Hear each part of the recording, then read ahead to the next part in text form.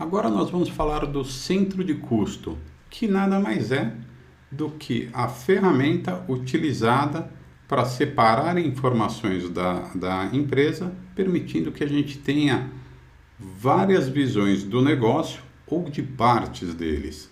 Então, basicamente, se você quiser saber qual o resultado de uma loja numa franquia de empresas ou de um projeto dentro de uma empresa, provavelmente essas informações terão sido extraídas devido ao centro de custo. Então vamos entender um pouquinho melhor como ele pode ser aplicado e logo em seguida nós entraremos num caso prático para que não haja nenhuma dúvida na construção do centro de custos dentro da sua empresa. Então vamos lá. O centro de custo ele pode ser separado de diversas formas, não há um padrão, mas uma das formas mais comuns é dentro de departamentos. Como esses departamentos em empresas maiores possuem um orçamento próprio, é normal que você tenha um centro de custo para o departamento administrativo, financeiro, de marketing, de projetos, da logística. Por quê? Porque todos eles têm suas próprias receitas e despesas e é importante que você consiga separá-las. Também é muito normal que haja uma separação por projetos.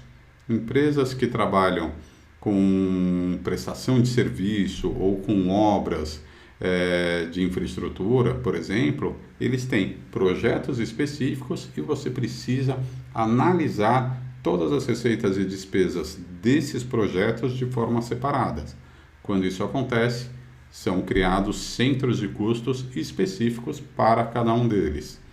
Também é muito normal que haja centros de custos para analisar empresas dentro de grupos. Então você tem a informação consolidada de um grupo e dentro desse grupo você tem as informações consolidadas das empresas do grupo e num nível ainda maior você pode ter projetos de cada uma dessas empresas. Então o centro de custo ele pode ter mais do que um nível, o que é muito normal. Para até dar um exemplo prático disso, eu coloquei aqui o caso de feiras e eventos, tá? Nós atendemos uma empresa que participava de dezenas de feiras e eventos. Era um volume muito grande.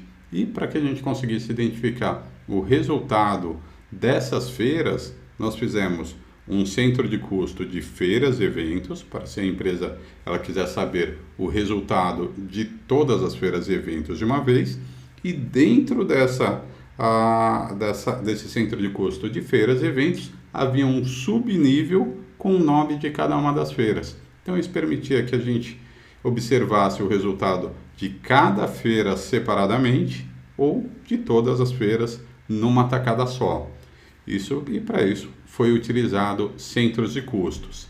E também uma outra forma muito comum de se utilizar é no caso de franquias. Então imagina uma Cacau Show, uma Copenhagen, na realidade são centenas de lojas. Então, se você for no controle corporativo deles, você vai ver que cada loja tem um resultado justamente para que eles possam tomar decisões diferentes para cada situação que varia de loja para loja.